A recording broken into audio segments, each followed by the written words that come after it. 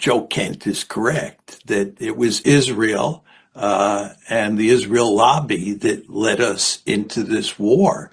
I mean, Marco Rubio, the Secretary of State, and Mike Johnson, the Speaker of the House, said as much immediately after the war started. They made it clear that it wasn't the United States that took the initiative in starting this war.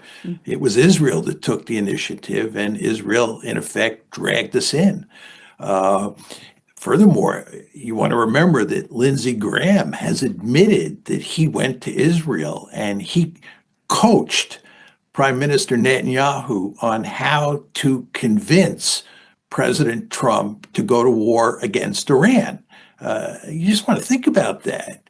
Here's a U.S. senator saying that he was coaching Prime Minister Netanyahu on how to get President Trump to go to war against Iran. In other words, President Trump needed coaching because his basic inclination was not to go to war against Iran. And then if you look at what was happening inside the United States, all you have to do is look at the two principal individuals who were advising Trump on whether or not he should go to war.